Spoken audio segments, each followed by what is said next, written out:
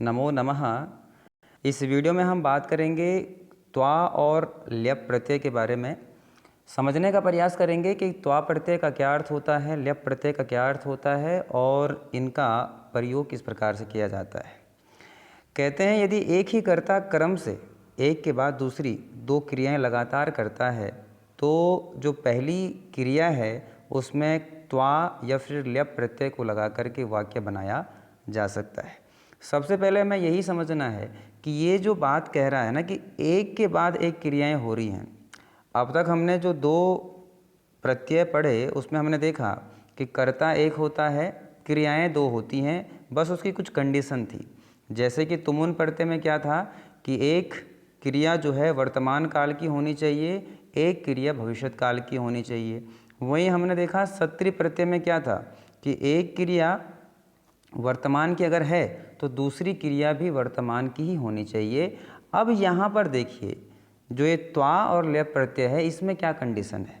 कहता है पहली बात तो ये है कि कर्ता तो एक ही होना चाहिए और वो कर्ता क्या करे, एक के बाद दूसरी क्रिया करे, यानी कि जो पहली वाली क्रिया है वो पूर्ण हो जानी चाहिए, उसके बाद वो क्या कर रहा हो, दूसरी क्रिया को प्रारंभ कर रहा हो, तो जा कर के हम क्या लगाएंगे, त्वा या फिर ल्यप प्रत्यय को लगाएंगे। और कंडीशन क्या है, ल्यप या त्वा प्रत्यय कहाँ लगाओगे, तो हमेशा जो पहली वाली क्रिया है जो पूर्ण हो चुकी है उस क्रिया में लगाओगे। एग्जाम्पल के देखो, जैसे लिखता है कि अश्वः धावति अश्वः ग्रामम गच्छति, घोड़ा दौड़ता है और घोड़ा गांव जाता है। अब इसमें देखो कैसे हमने करना है। यहाँ पर कर्ता एक ही है अश्व, पहला जो वाक्य है उसमें कौन सी क्रिया कर रहा है, धावती अर्थात दौड़ रहा है।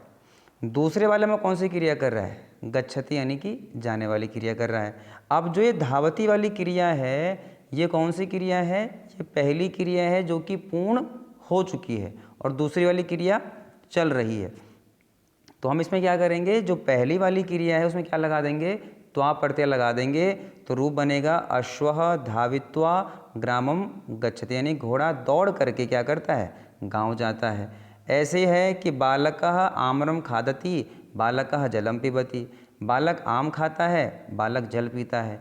अब बालक पहले कौन सी क्रिया कर रहा है, बालक पहले आम खाने वाली क्रिया कर रहा है, उसके बाद बालक क्या कर रहा है, जल पीने वाली क्रिया कर रहा है। तो इसमें रूप कैसे बनेगा कि बालकः आम्रम खादित्वा जलम पीबति, यानी बालक क्या करता है, आम खा कर के जल को पीता है। अब इसको और अच्छे समझते हैं कि कैसे करके त्वा और ल्यप प्रत्यय को लगाया जाता है। जैसे यहाँ पर देखेंगे आप कि त्वा प्रत्यय का प्रयोग कहाँ करेंगे, जिन धातुओं के पहले उपसर्ग नहीं होते हैं उन धातुओं में त्वा प्रत्यय को लगाया जाता है। आपने उपसर्ग पढ़े हैं, उपसर्ग वे होते हैं जो शब्द के आरंभ में जुड़ करके उसके अर्थ को परिवर्तित कर देते हैं, उन्हें उपसर्ग कहा जाता है। तो जहाँ जहाँ उपसर्ग होगा वहाँ वहाँ त्वा प्रत्यय नहीं लगेगा, जहाँ उपसर्ग नहीं है वहाँ पर त्वा प्रत्यय लगाया जाएगा। जैसे धातु है गम धातु, गम धातु में जब त्वा प्रत्यय मिलता है तो गत्वा बनता है। लिख में जोड़ेंगे लिखित्वा बनेगा, चल में जोड़ेंगे चलित्वा बनेगा, क्रि में जोड़ेंगे कृत्वा बनेगा और जी में जोड़ेंगे तो जीत्वा बनेगा। अब बात आती है ल्यप प्रत्यय की। ल्यप प्रत्यय कहाँ लगाओगे, अब आपने पढ़ लिया कि त्वा प्रत्यय वहाँ नहीं लगाओगे जहाँ उपसर्ग है, उसके अलावा हर जगह लगा सकते हो। तो ल्यप प्रत्यय कहाँ लगाओगे, ल्यप प्रत्यय वहाँ लगाओगे जहाँ उपसर्ग होगा। जैसे आंग उपसर्ग है, गम धातु है और ल्यप प्रत्यय लगा दिया तो आगम्य बन गया। ऐसे अनुपसर्ग है, लिख धातु है, क्या बनेगा, अनुलिख्य बन जाएगा। पर उपसर्ग आ गया, प्रचल्य बन गया। अधि उपसर्ग आया तो अधिकृत्य बन गया। वि उपसर्ग आया तो विजित्य बन गया। तो इस प्रकार से क्या है, जहाँ जहाँ उपसर्ग लगेगा वहाँ वहाँ ल्यप प्रत्यय लगाया जाएगा। ये जो त्वा और ल्यप प्रत्यय है इसको लगाने के बाद अर्थ में क्या चेंज आता है। जैसे मान लो हमने कहा लिखित्वा, इसका मतलब होता है लिख करके, यानी लिख दिया है उसके बाद दूसरा काम करेगा। छात्र लिख करके पढ़ता है, यानी पहले छात्र ने लिख दिया फिर वो पढ़ रहा है। पहली क्रिया जब पूरी कर दी तो दूसरी क्रिया कर रहा है। आगे चलिए, अब जरा देखते हैं त्वा प्रत्यय के उदाहरण कैसे हैं। कहते हैं शिशु हसति शिशु क्रंदति, यानी शिशु हंसता है पहले और उसके बाद क्या करता है, वो चिल्लाता है। तो क्या बनेगा, शिशु ने पहले हंस दिया तो शिशु हसित्वा क्रंदति। ऐसे है विशाल खादति विशालः शीते, यानी विशाल पहले खाता है खाने के बाद वो सो जाता है। तो कहाँ जोड़ोगे? जो उसने क्रिया पहले कर दी, पहले विशाल ने खाना खा लिया, उसके बाद सोया है, तो पहले क्रिया कौन सी की? खाने वाली। तो विशालः खादित्वा शेते, ऐसे कृष्णः पाठम लिखति, कृष्णः गृहम गच्छति। कृष्ण पहले क्या करता है? पाठ को लिखता है, उसके बाद वो घर जाता है। तो क्या हो जाएगा? कृष्णः पाठम लिखित्वा गृहम गच्छति। ऐसे छात्र पढ़ता है, छात्र धन अर्जित करता है। तो छात्रः पठित्वा धनम अर्जयति। चोरः चोरयति, चोरः धनम अर्जयति। चोर पहले चोरी करता है, उसके बाद धन अर्जित कर लेता है। तो चोरः चोरयित्वा धनम अर्जयति। आप यहाँ पे ये नोटिस कर पा रहे होंगे, जो क्रिया पूर्ण हो चुकी है उसी में क्या लगाया जा रहा है? त्वा प्रत्यय को लगाया जा रहा है।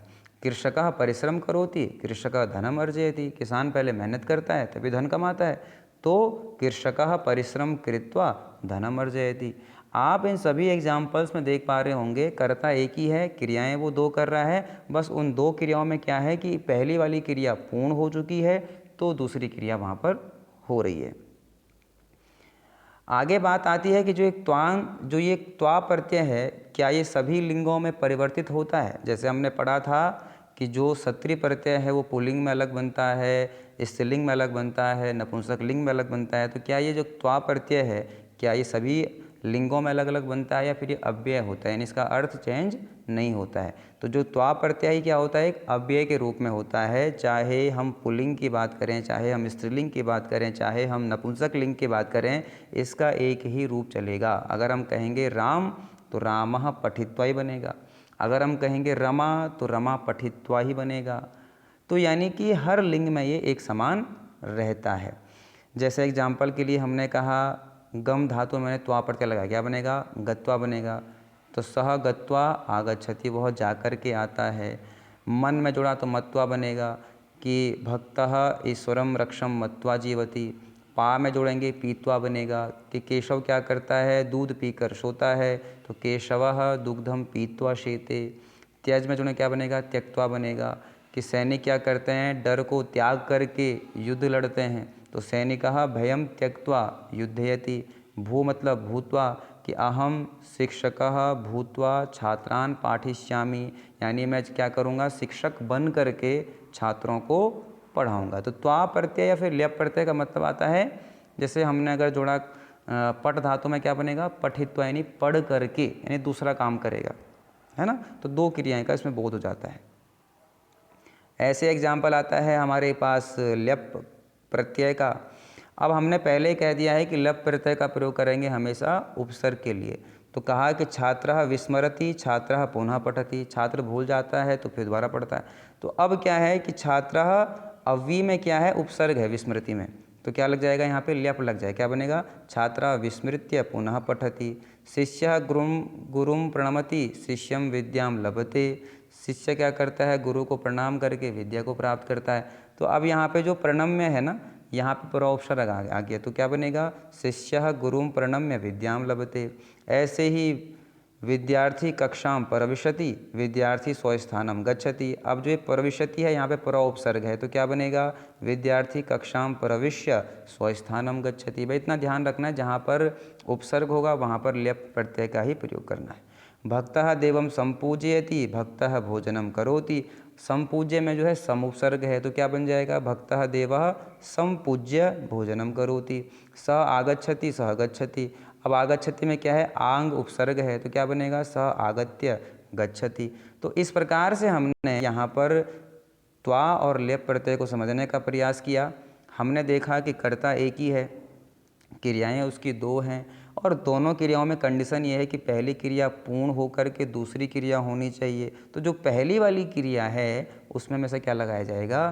त्वा प्रत्यय को लगाया जाएगा। जैसे घोड़ा दौड़ करके गांव को जाता है, छात्र पढ़ करके घर जाता है, यानी छात्र ने पहले विद्यालय में पढ़ाई की, उसके बाद वो घर गया। तो छात्रः पठित्वा गृहम गच्छति, यानी छात्र ने दिन भर विद्यालय में पढ़ाई की, उसके बाद वो घर गया। तो इस प्रकार से हमने आज त्वा और ल्यप प्रत्यय को पढ़ा।